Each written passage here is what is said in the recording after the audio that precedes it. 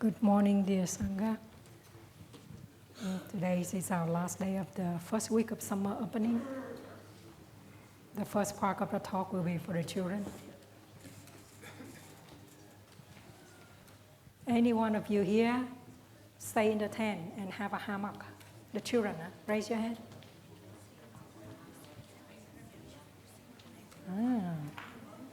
So many hammocks. Very good. Okay, you can put your hand out.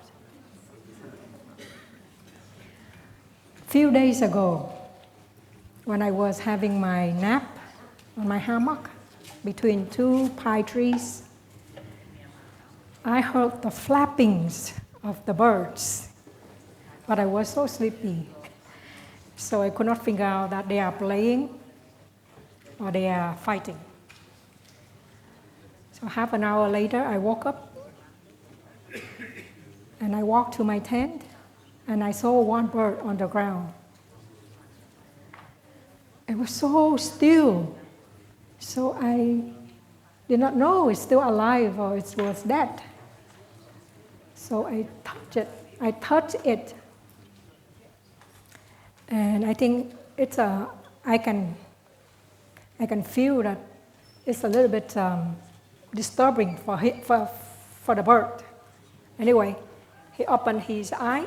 It opened its eyes and looked at me. And I tried to be very still and kind.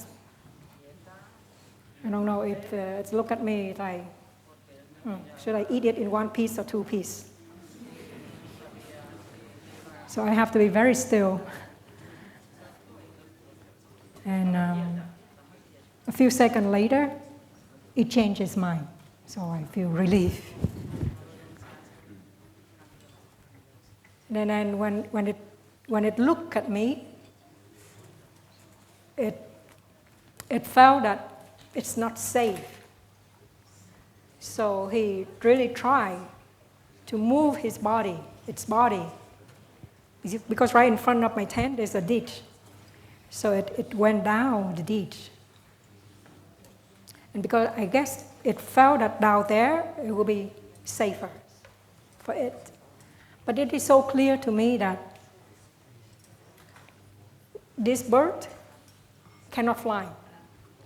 I saw it broke one of its legs and it cannot fly. And so it moved with difficulties. And from its look at me, I can really see that it cannot rely on the helps of others, but find helps from within. And that's how it decided to move to the bottom of the ditch. But it felt safer. And every day I check to see how it's doing. And it lay there for very, very quiet for many days. But sadly, it didn't survive. So when I observe the birds, I see that there's something we can learn from it. You know that when it cannot get help from outside, it have to mobilize what is inside so that it can renew its source of energy or revitalize its life. I think this injury is quite big for it to recover, but it really tried for a few days. And so this morning we can learn something about the bird, something similar to how the bird tried to save its life. We have the Fable meditation. You know this Fable meditation? Do you learn to make this bag? Yeah. I hope in your program you have some time to make this bag, and also you will go around the Hamlet. You will collect your Fable. You already did it? Yeah. You already did. That you have 4. Yeah, I also have 4. You have? You have a lot? Oh, you lost it. Oh, I'm sorry. But you can always collect again, and make your own fable bag with 4 fable. I collect this fable on the beach. We went a few weeks ago. And so the first fable, since you learned it already, what is the first fable? Mountain? Flower. Okay, so the first fable represents flowers. When you look at the lotus flower on in the pond, what do you see? See flower. Yes, lotus is a flower. You see its freshness? Do you observe it at night? When the night falls, it closes its petals, right? It sleeps also like us. And so the next morning, when the sun comes out, it opens its petals again. And it looks very fresh, right? And so when we look at the lotus, when we look at the children, we see that they are very fresh. And we wonder why they can retain that fresh for a very long time. For lotus flowers, maybe 1 week or less. But for children, when we look at the children every morning when they wake up, we look at them, they are like flowers because they look so fresh. And when you look at the brothers and sisters in the children program, do you see that they are fresh or not? No, they are not? Well, then you can have them. See? This is a really nice thing about being in a Sangha. We can have each other.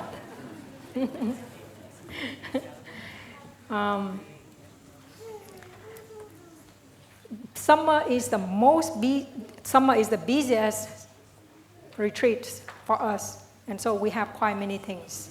And sometimes the brothers and sisters, they are not that fresh. But, but if they sleep enough, they have enough rest, they can restore their freshness. But you are a source of freshness to remind them. When you play with them in the program, when you play with them, then you can tell them, please look at me, I am a flower. And so you remind them so that they can remember to breathe, because breathing can help to refresh ourselves and restore our energy. We can do the same thing when we go home.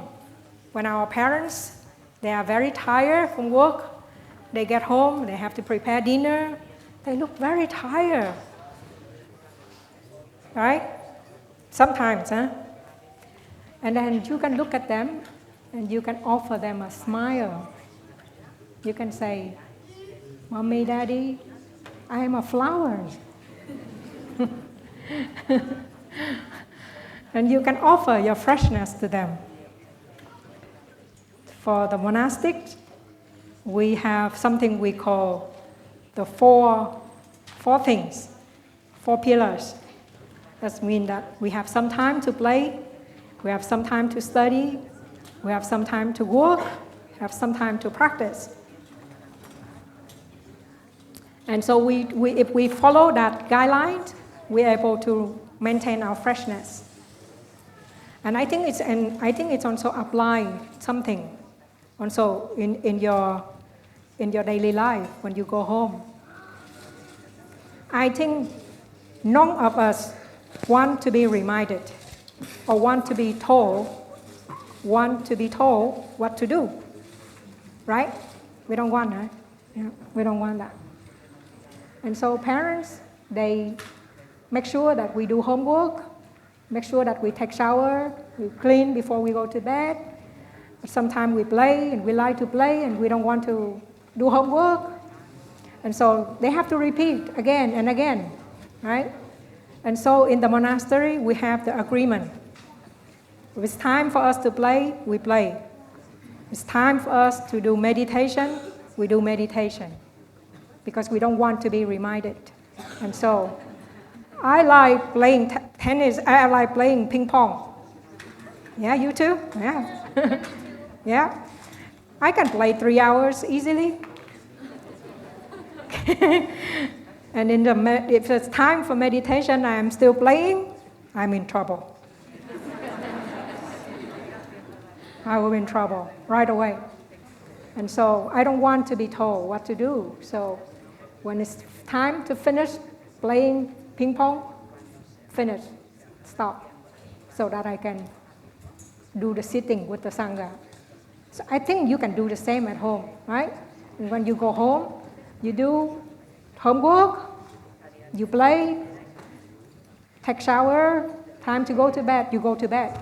And you sleep the whole night. You wake up the next morning, you are very fresh. And you are a flower to your parents, to your teacher, to your friends. And so this is the first fable, represent flowers. Yeah? Remember our freshness. So the second fable, what is it? Mountain. Wow, very good. So when we look at the mountain, what do we see? It's solid. Solid, very right. It's not moving at all, right? Even we have big wings, but it looks like it's not moving at all. Yeah. And so when we see that birds, that injured bird, it tries to recover itself, so it go back to itself and mobilize its strength, its energy in order to be still and stable so that the wound can heal. And so we have this quality in us also. When we feel upset, when we feel not peaceful, when we feel disturbing, then we can visualize ourselves as a mountain. We can sit down, we allow ourselves time, we can breathe until we really, really calm ourselves down. And when we're able to calm ourselves, we also at the same time restore our freshness. Yeah? And then we can smile again. Because when we are able to be still, to be stable, to be solid, whatever people say is not really, really bother us. So this is a quality that we really want to have. And it needs a little bit of training. Yeah?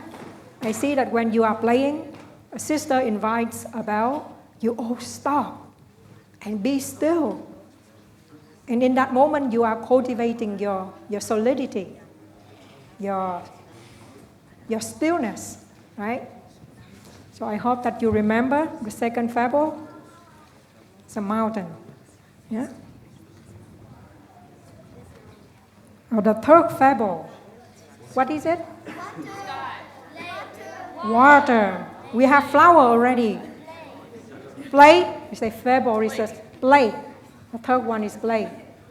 I think they're ready to play. So the third fable is still water. You remember in autumn when your family go out for a picnic? No? Never do? Then you can suggest. Yeah, we can go home and suggest. Winter is a very, autumn, very cool air. The color of the leaves change. It's very beautiful outside. And so we can ask your parent to pack picnic and we go to the park. We can spend time in the park and enjoy nature, enjoy ourselves. So when we go to a park, we see a pond. And when we look at the pond, we see the colors in the pond. It's from the leaves. Because the water in the pond is very, very still. And it reflects the landscape, the sky, the clouds. So we see everything on the surface of the water when it is very still. That's how it can reflect. And we have this capacity also. When we are able to be still, we can really, really recollect our mind and see that what we just said is something is not very nice, not very polite. And so next time we won't say things like that again, right? Yeah, because when we say something very unkind, when we are upsetting, it can hurt other people. And so when we are pushing by our emotion or by our perception, we can allow ourselves time. Either to sit alone or to go for a walk. Yeah? So that you can calm down.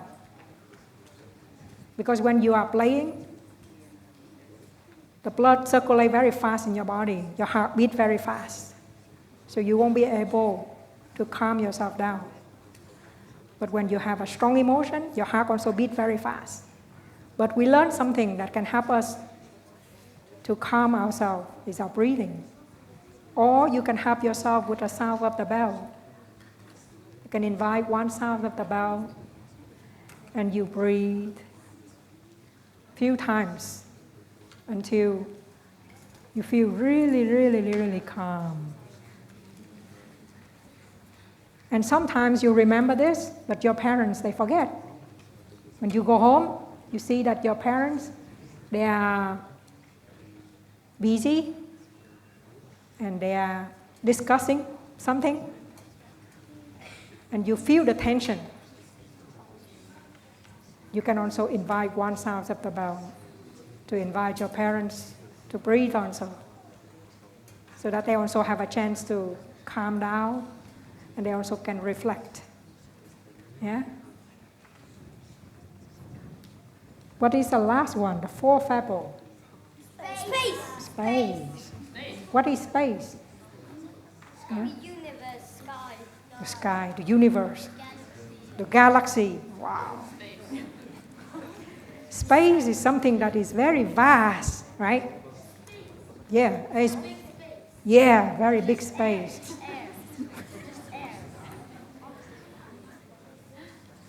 And when you see very big, immense space, how do you feel? How do you feel? Don't feel anything.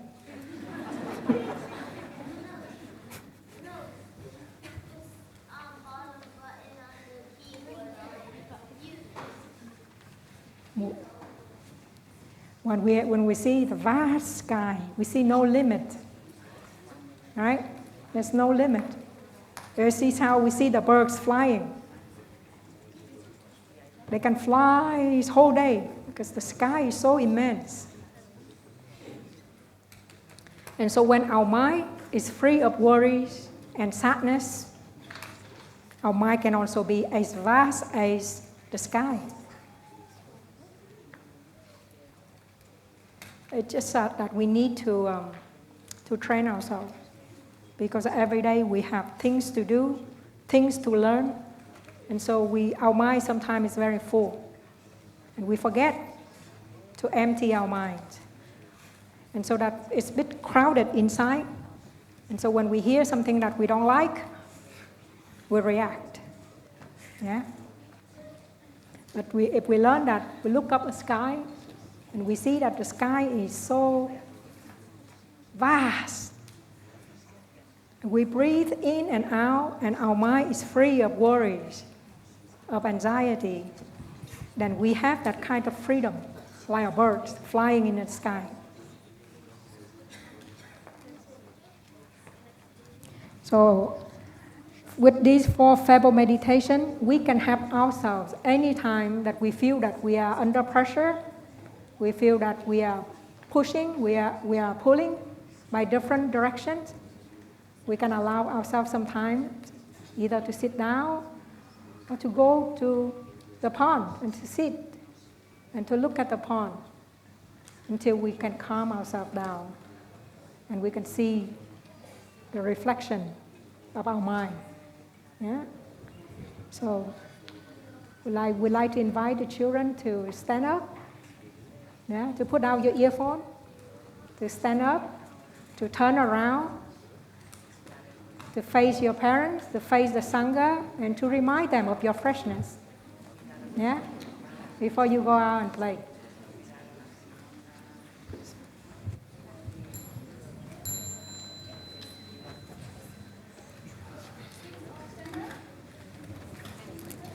Now we turn around, and look at the parents, look at the Sangha. You bow.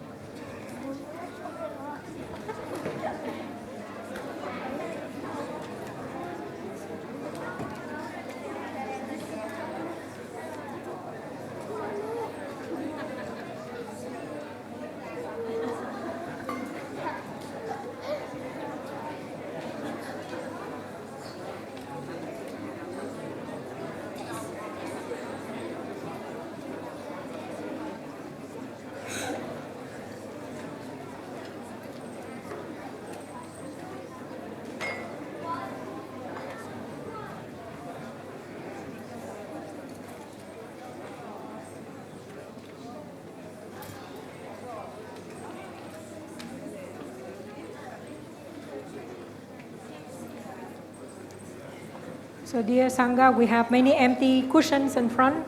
If you like, you can move up. Thank you.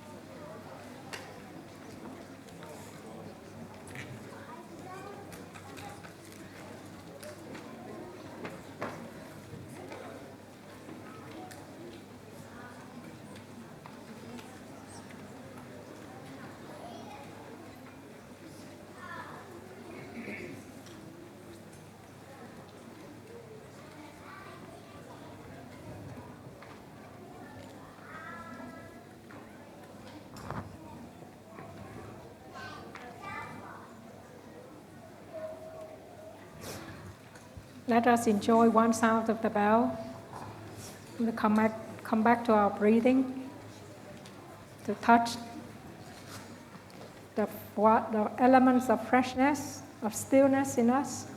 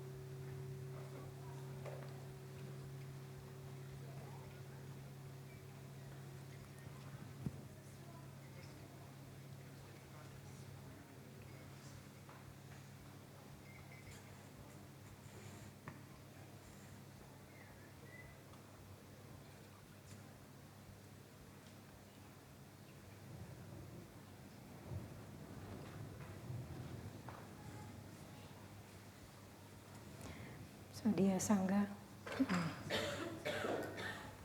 when I first came to Lower Hamlet many years ago, at that time Thầy was in China. with the delegation. I arrived on Friday and I left on Sunday. So that evening, the sister did some chanting.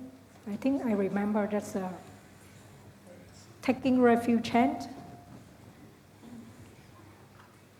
I was in the meditation hall and I listened to the chant because at that time I did not know how to chant. So I listened to them. And by the time they finished their chanting, I almost cried.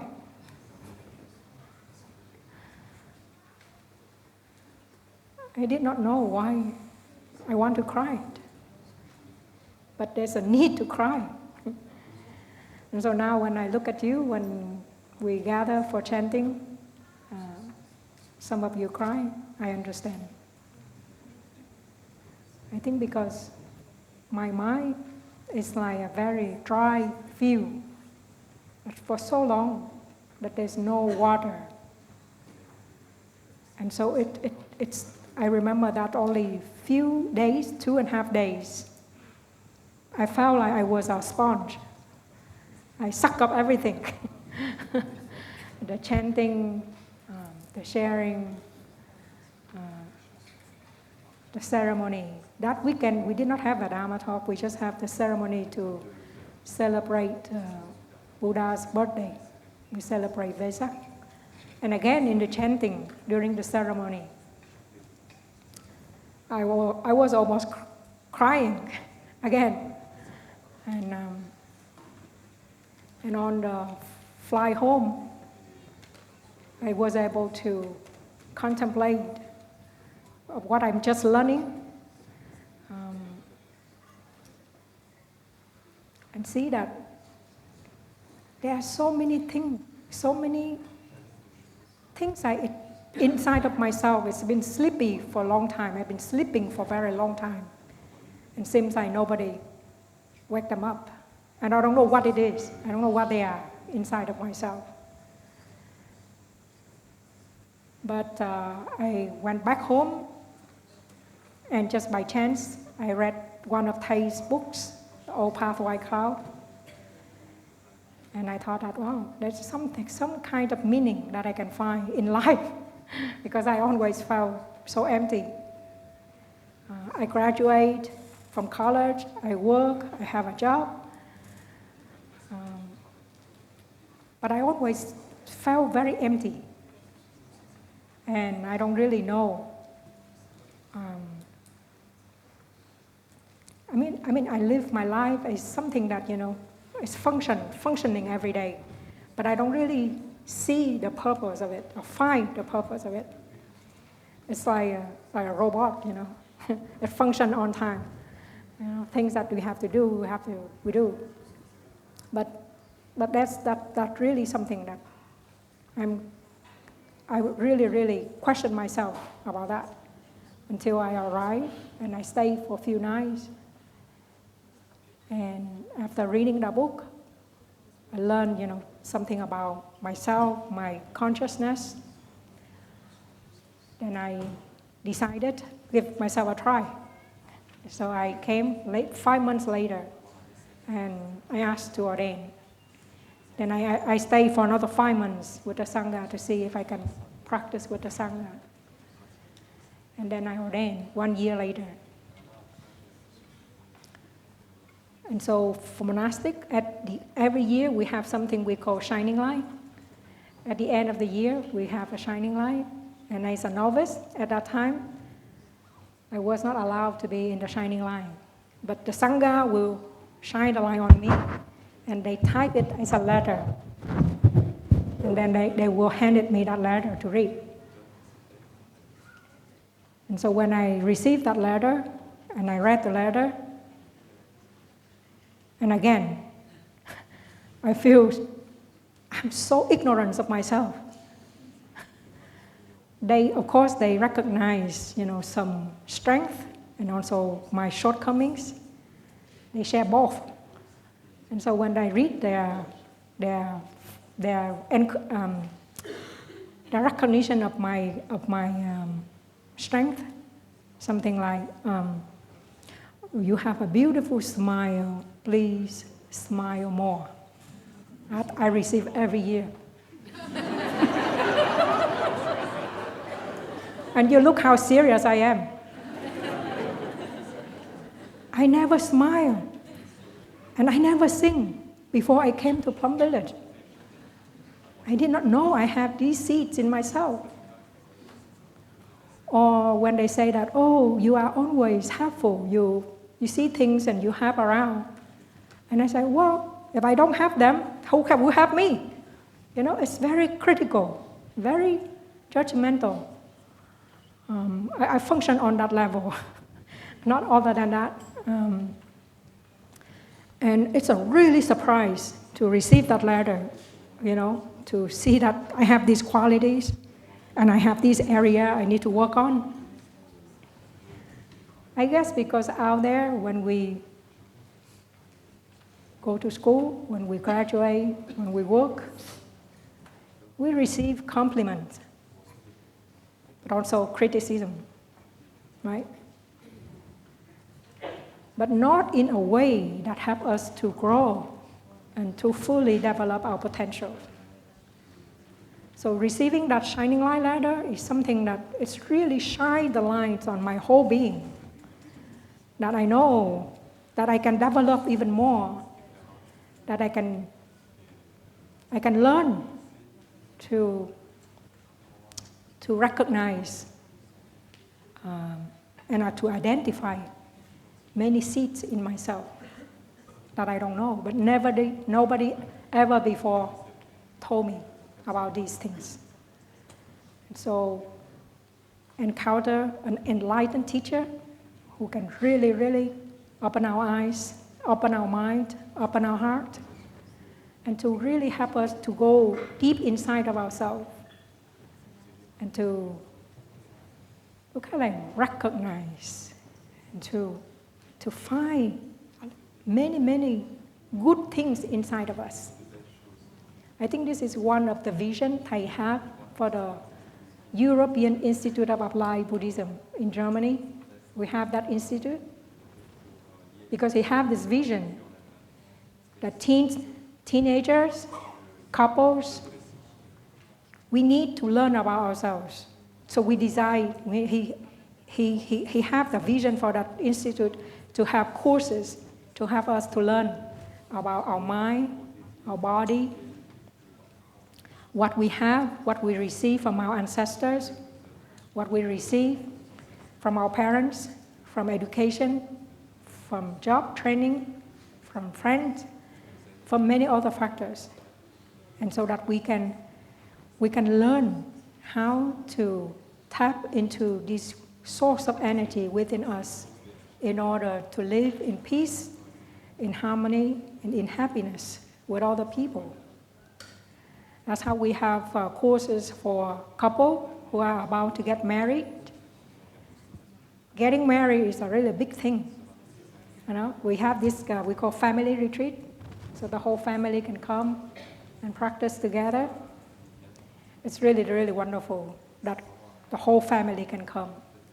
Parents and children, teenagers can come and all practice. So getting married is something quite important. Maybe it's the biggest event of our life. And if we don't have enough investment of ourselves, learning about ourselves, our tendency, our habit, our talent, our virtues, and we live with someone who we may not know in depth in a short period of time.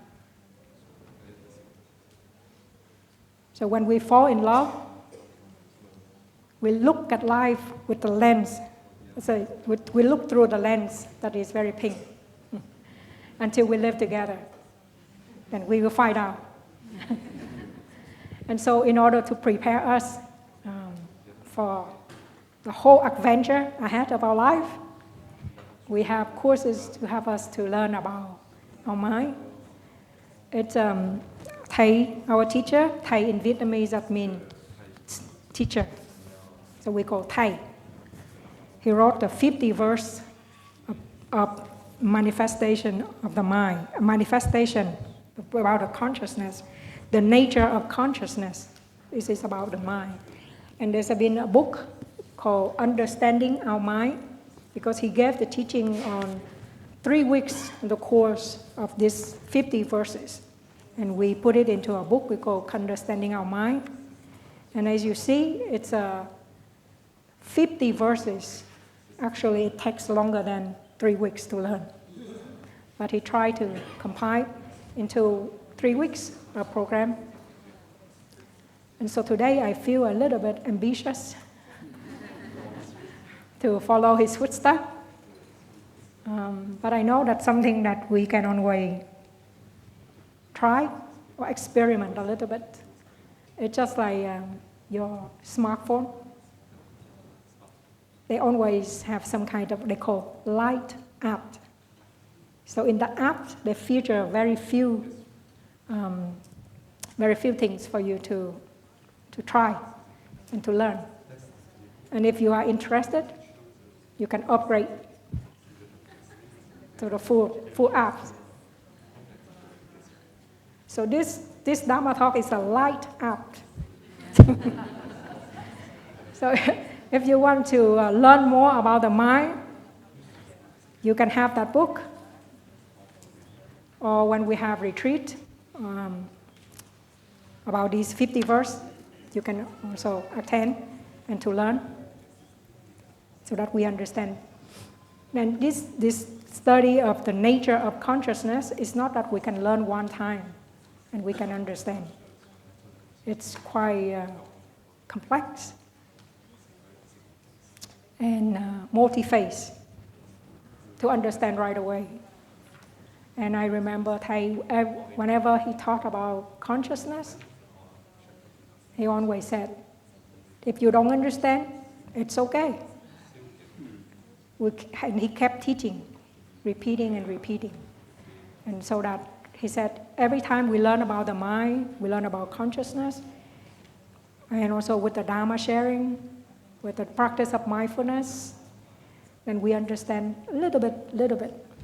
So I cannot say that I understand fully, but with years of practice mindfulness and being in the Sangha and receiving teaching, not only from Thầy, but also from other monastics, I understand a little bit more. And so today we like to share with you just maybe the sketch, the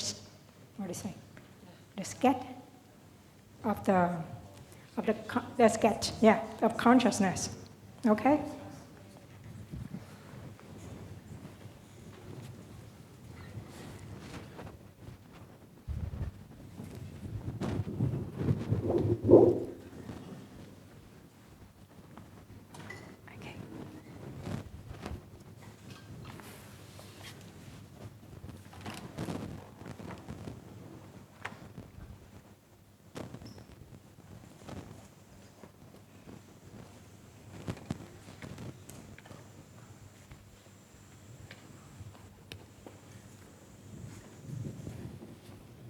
So not yesterday, the day before yesterday, we learned about the 4 kinds of nutriments. The first one is edible food. The second one is the sense impression. And so in terms of consciousness, we call it the 5 senses.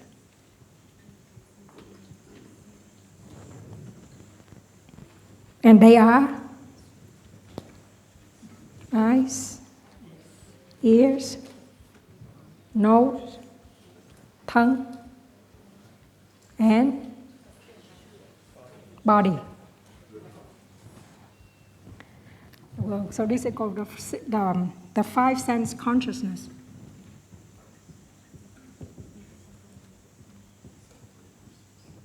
And then we have the mind consciousness. And then we have something we call manas consciousness. And then we have store consciousness. You hear about store consciousness again and again, many times. It is also alaya consciousness.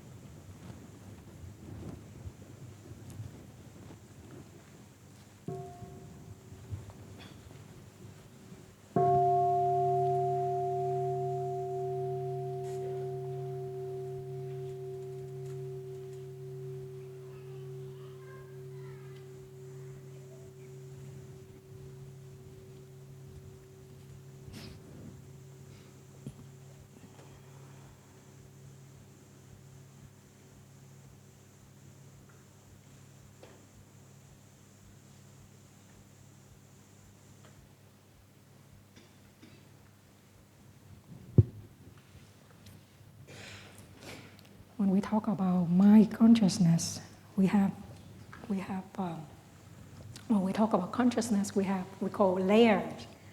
It's just like an onion would have many layers. And so for talking about consciousness, we temporarily divide it into like 4 layers. The first one is the 5 senses consciousness: our eyes, our ears, our nose, our tongues, and our body. And because of the body, then we have the mind consciousness, and we have manas consciousness, which we may not hear about it before. And we have store consciousness or alaya consciousness. So alaya consciousness is something that is very, very, very vast, that we can learn the whole of our life about our alaya consciousness.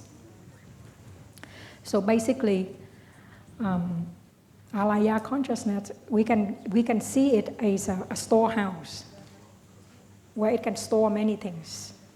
And Thầy said,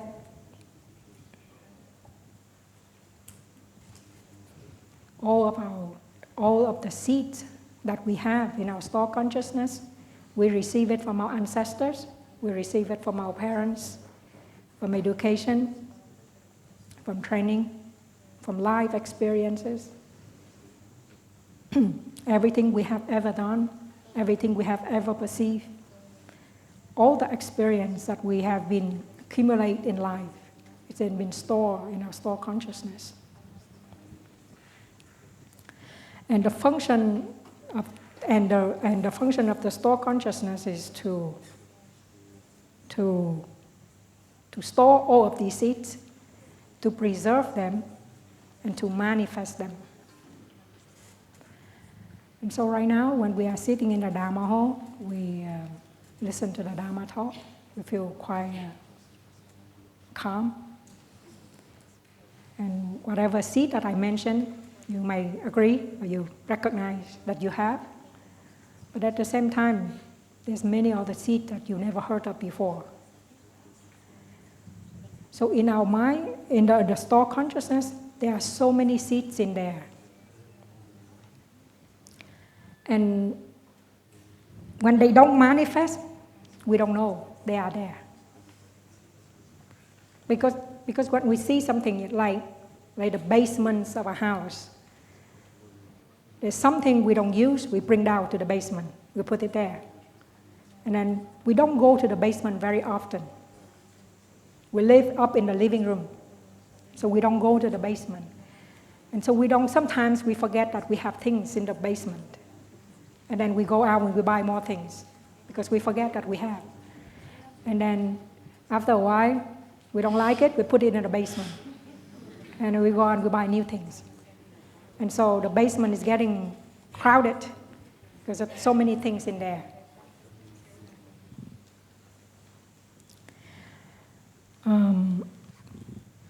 And it really, we really have to, like the course I mentioned before, that we design for couples to get married. This is how they learn about their store consciousness. They learn to recognize the seed, the inheritance, the skill, many things in there. They learn to recognize that in themselves. And if the both couple partners also learn together, that would be really helpful and wonderful, so that you can live together and understanding each other. And when we talk about the basement, we think of the basement as a container to contain things. But the basement is also the things inside the basement. It's the same thing with our store consciousness.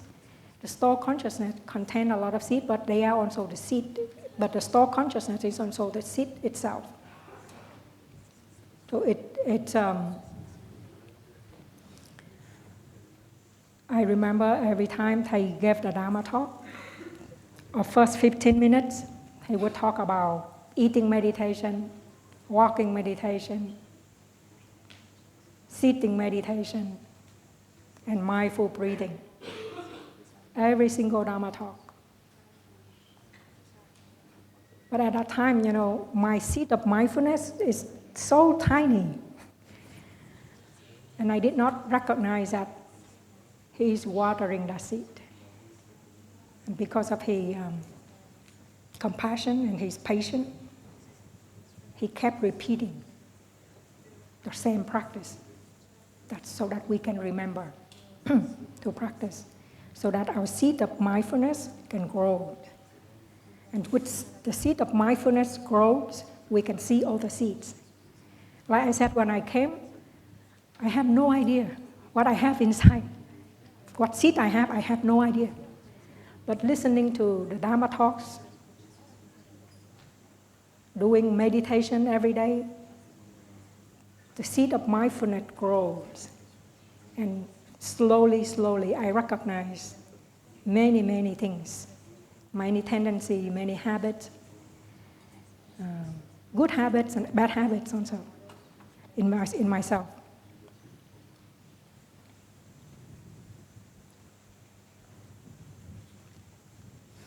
So we can listen to one sound of the bell, and we can recognize right now that our seed of mindfulness is alive, and we water that seed together.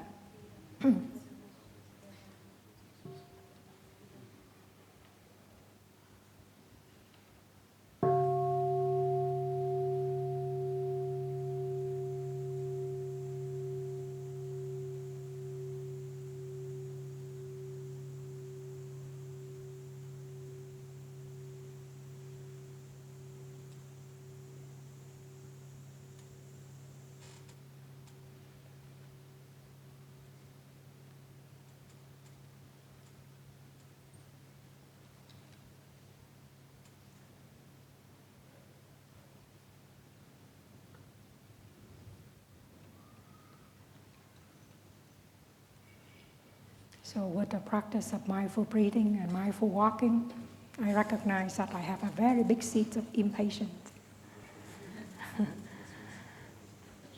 I don't even know that I have that seed. But then I recognize that I was very impatient. When seeds laid in our store consciousness, without this awareness of mindfulness, without shining the light of mindfulness on it, we don't recognize who they are, what they are. They only manifest on our mind consciousness, become something we call mental formation. Then we are aware that this is a seed that we have, just like in my case.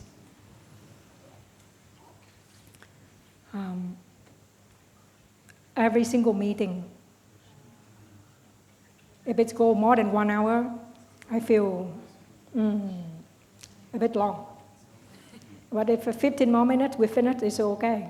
But half an hour we still not finished, then my impatience grows. And every single time I recognize the seed.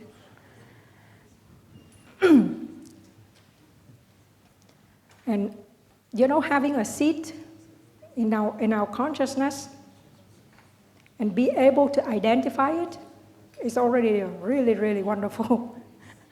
To know it and be able to transform it is another work. It's another kind of work that we really have to invest ourselves into transforming this. And that's how we learn about the function of consciousness, so that we can really how the way our mind functions. And so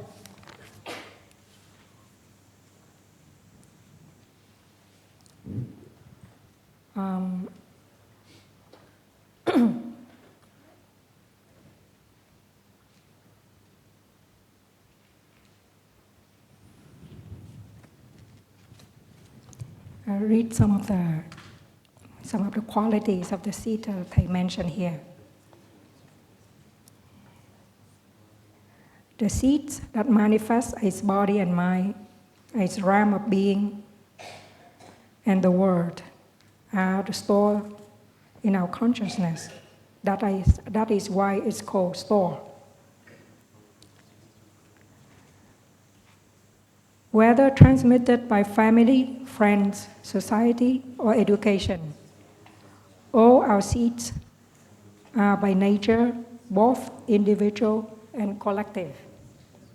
So it is quite detailed. If we go into detail to learn about this, it takes the whole course to learn. And so today we don't have time to go into this. So we say that the quality of our life depends on the quality of the seed that lie deep in our store consciousness. And so when we live with someone, if we are not able to identify and to recognize the seeds in that person, and we may not know. We don't understand that person. Because the quality of our life will really, really depend on these seeds. And that's how the other day when brother shared about the 4 kinds of food, we have to be very conscious about tendency. We have to recognize that what seed will bring us stability, solidity. What seed will cause us anxiety.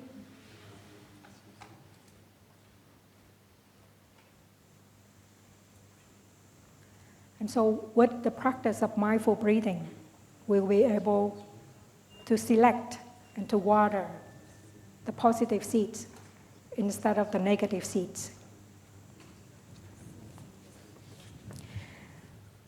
The function of store consciousness is to receive and to maintain the seeds and the habit energy so they can manifest in the world or remain dormant. Whenever condition enough for a seed to manifest in our mind consciousness, then we know that it's manifesting. But all the time when we are in a Dharma hole like right now, there's not a mental formation manifest. And so they all remain dormant. They remain sleeping down there.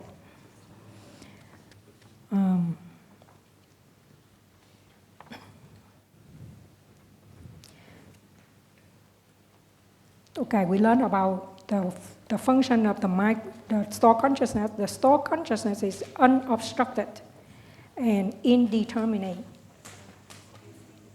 What is unobstructed? That means it's not big over.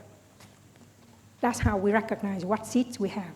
With the light of mindfulness, we'll be able to recognize what seed we have in our store consciousness. That's how it is unobstructed. And it is indeterminate. That means that it's neither wholesome nor unwholesome. We have both wholesome seeds and unwholesome seeds. Store consciousness is continuously flowing and changing. Even when we sleep, our store consciousness is still working. I remember one time I bought a desk for the computer. Then I assembled it. I did everything except the drawer for the keyboard. So I read the instruction again and again and again, but I could not do it. And it took me like 2 hours to assemble that desk, and I could not finish with the drawer. And so I kind of like put it aside because I cannot do it. And the next day I went to work, and I forgot about that desk because of many things. And I went home and had my dinner. I was chewing, my food, and then pop, it showed in my mind the picture of that drawer with that screw, how to put it together. It just come up like that. When I did not think about it. And so that's been the function of soul consciousness. It's working day and night. Why I did not think about it, it's searching, it finding things in my store consciousness, and it come up with the solution. So I think we call it troubleshooting. So we have to trust our store consciousness that it can working like that day and night. And so to practice is to entrust our store consciousness and not just to use our intellect only. If we just use our intellect, we only understand the level of the intellect, but not really touch the seeds of wisdom and insight in our store consciousness. And the store consciousness is something that is very vast for us to discover and to transform.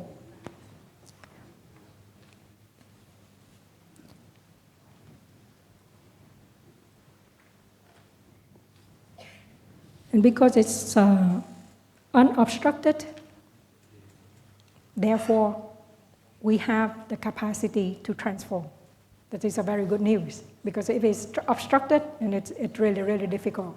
But it's unobstructed, and the store consciousness will function with the other 5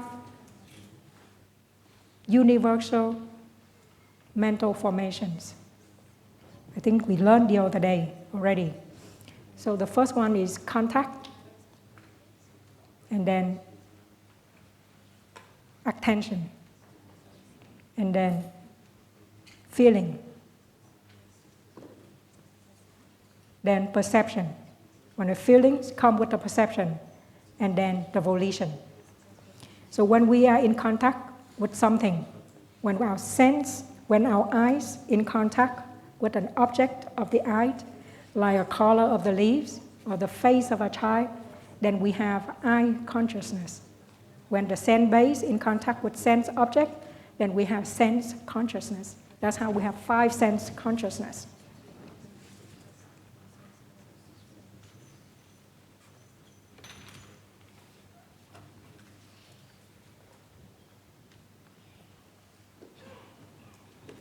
Because of the store consciousness function day and night and participate with the 5 universal mental formation. And then we come, after the contact, then come the attention. The point here is the attention. We call something appropriate attention, like the sound of the bell, the voice of the children, the birds singing. These sounds we call appropriate attention, because it brings us back to our mindfulness. And so we are aware of our state of mind, what we are in contact, and what is our attention. Another thing we call inappropriate attention. When we pay attention to things that is not appropriate, it will lead us to all the realms that it may take away our time, our energy, our mindfulness. Like many things that we do with our devices, it takes away our time, our attention, because it leads us into the wrong attention. And when it get us into the wrong attention, it may get into contact with different seeds in us, and it may stir up many things. And so this is a very brief overview of the store consciousness for us to be aware of. And so that's how in the retreat we learn to stop with the sound. That is a practice of appropriate attention. And so we continue to take this practice home.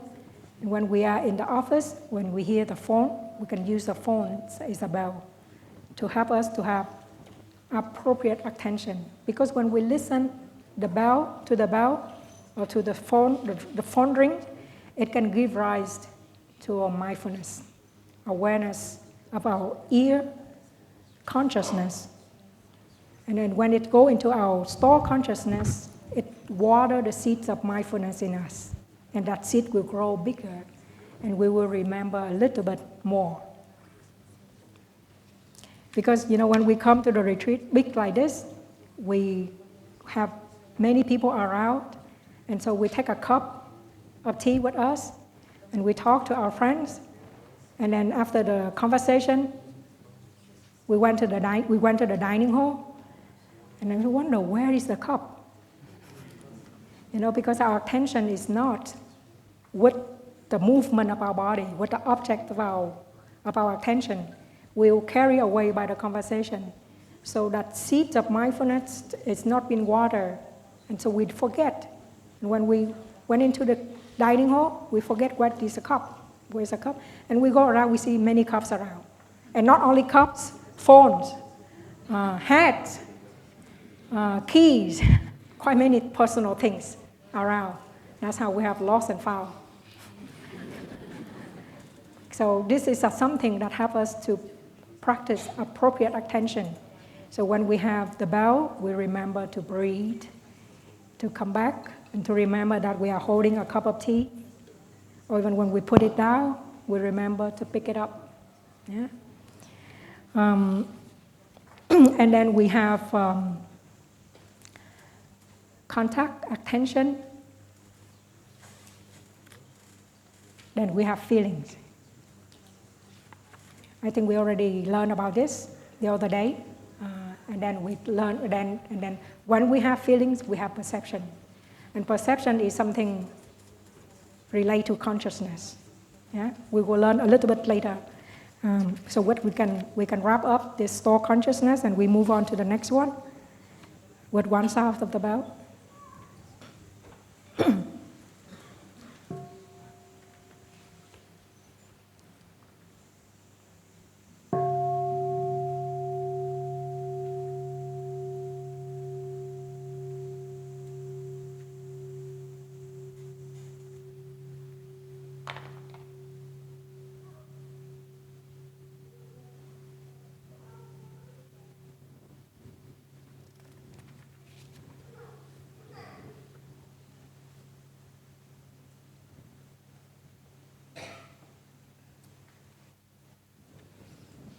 So we come to the manas consciousness.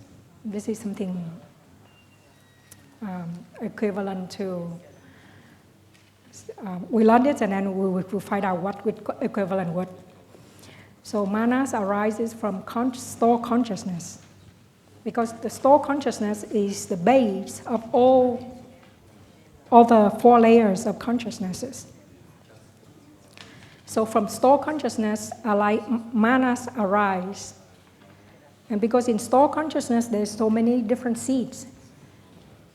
The unwholesome seed and the wholesome seeds.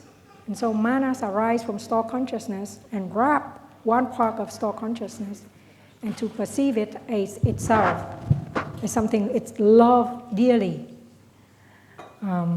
It's just like the moon's gravitational pull of force on the earth that creates the ocean tide, right? So manas is a kind of energy that arises from store consciousness and manifests the seeds from store consciousness into mental formation in our mind consciousness.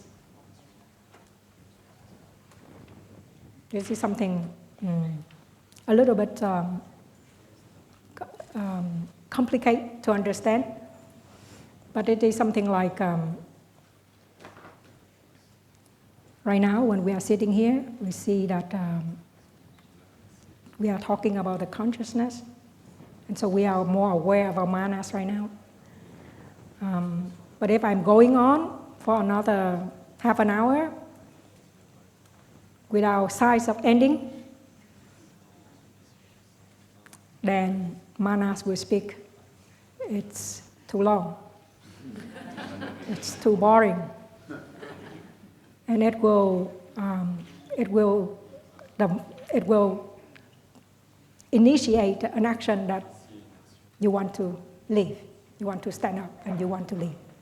Because if you only have if you just want to live, that is the intention of the mind consciousness, right? You just stand up and you live. But with the manas consciousness, it will have it will add pepper, it will add salt into it, and you may think that it's boring, it's long, it's no point. It's kind of like distort things. It's kind of like color things. Actually, it's color things. And that is how manas is something that is have our illusion, our ignorance, our cravings, generate such a source of energy that it can condition our thinking, our speaking, and our way of acting. This is something that is with the light of mindfulness, We shine light on our manas consciousness and we can see. Let's see how it functions.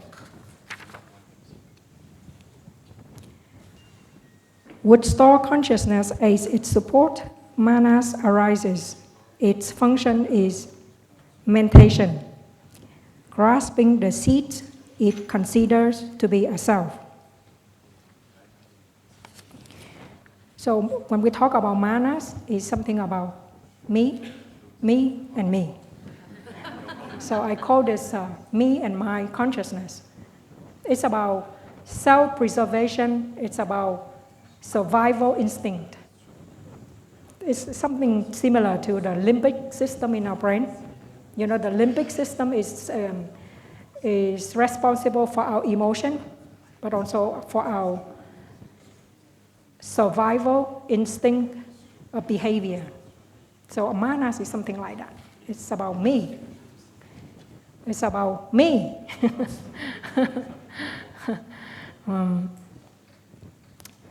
And it's when we talk about the survival instinct, it's something like that. When one day I was in a car and it was raining, and so the sister should throw a little bit fast, and when we crossed a little, water on the road, and it flashed the water on the windshield, and I was sitting in the car, and I very automatically, I avoid myself from that water, afraid that I will get wet.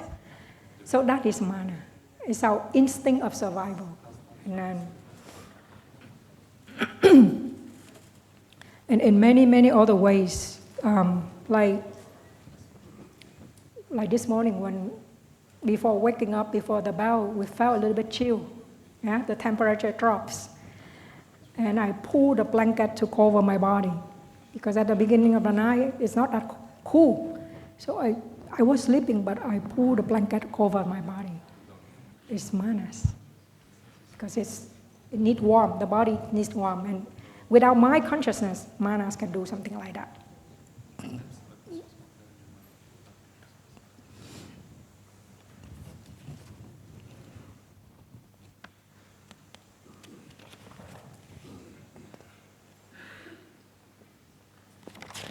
We go back to see what is manas.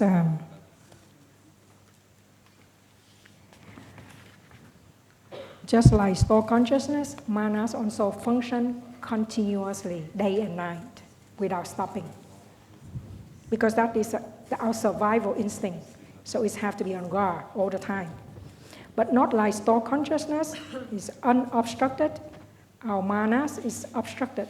Our manas is always have a very big sense of self to cover. Everything relate to self. Everything about survival. Everything about ourselves.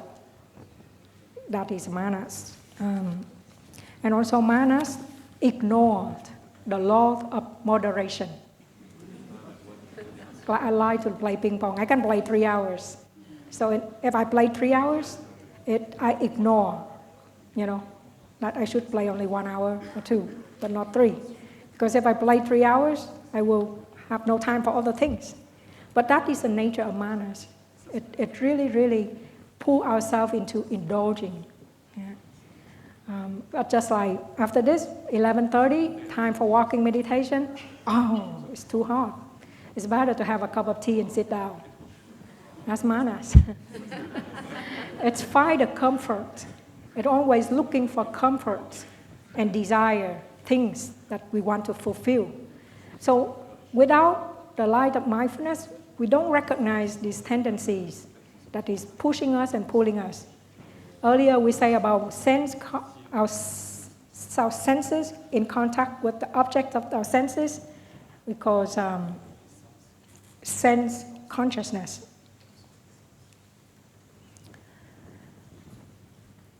And all the time, things operate within ourselves. Without awareness, we function from the seat in our store consciousness with the cooperation of manas consciousness. We function without any awareness of ourselves. And that's how we don't recognize our habit. We have this habit, but we're not able to recognize that we have this habit. Habit is something that we keep repeating. Habit doesn't mean that bad habit, but it can be a very good habit. We have both good habits and bad habits. But bad habit is something very easy to get. Yeah. But good habit, it takes some training. And because of the nature of manas, it's like it's comfort. It's like comfort. It's like, it doesn't like any regulation, any moderation. So that's how it steps in the way when we train to have a new habit, like the habit of listening to the bell and listen. And to recognize that habit in us. To recognize one habit is already a major achievement. Because with the manas, we think that it's automatic. We are on the automatic mode, and we don't recognize that we have this habit. And so appropriate attention is a way to help us to get in touch with manas and to know that it's like to be on automatic mode, but it doesn't like to have some kind of moderation, some kind of regulation. So we have to train ourselves. And because manas is obscure, so how do we transform manas? This is something that is the kind of work that we will practice, we will continue to practice for the rest of our life. Because manas and store consciousness working day and night. Only when we die that they stop working. And so as long as we are alive, we need to work on them and we need to cooperate with them. To transform manas is to transform the seed in our store consciousness, like we learned at the beginning. And to have one retreat, when we come to the retreat, the duration of the retreat, 7 days, 2 weeks, 3 weeks, they have its purpose of have that length of time, because it's enough for us to train ourselves to have a new habit. Which is good habit. Like when we feel not peaceful, we want to speak. And we know that it may not bring out a very good speech. It may be quite harsh or negative, but we still speak anyway. Learning to stop, learning to recognize these habits help us to gain more control of these habits, of the habits, and so that we can really work on them.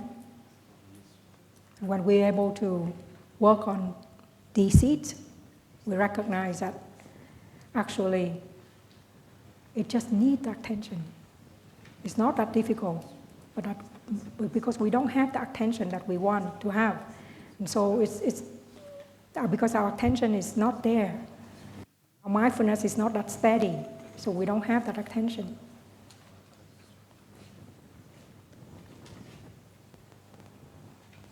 We have very short time, and we cannot go into detail of the nature of manas, but manas is something that is really, really wonderful once we are able to transform. Because when we talk about manas, we always think of discrimination. Anything about me. If anything not about me, I don't care. That is manas. The war in Ukraine, I have nothing to do with it. But look at the cost of living. It's affected everybody. But the nature of manas keep telling us that what is not me, not about me, I don't care. And so that is the nature of manas. Always discriminate between ourselves and others, self and others. That is always a discrimination. When we talk about mind consciousness, mind consciousness can work directly with our store consciousness. When we think about something, we want to complete a project, we work on that project, we can go directly into our store consciousness and get in touch with all the skill, all the learning experience, all the troubleshootings that we had before. We come up with that so that we can work on a project and finish it. And so our mind consciousness can work directly with store consciousness. But when manas interfere with the mind consciousness, it will color our thinking. It will color our perception. And so the practice that Thầy gave us about our mind consciousness is to think, when we think about something, thinking going with perception. The more wrong perception we think, the wrong we think about others. Let me put it away. The more wrong perception we have, the more we think wrongly about ourselves and about others. And so when we are thinking, we need to really, really check our perception. We need to really check our perception to see if that perception is correct or not. And then Thầy talked about thinking and forgetfulness. This is the way our mind consciousness functions day and night. During the day. When we sleep, it stops. We think all the time. And when we think, we are in forgetfulness. And so the practice here is when we hear one sound of the bell, we follow that sound of the bell.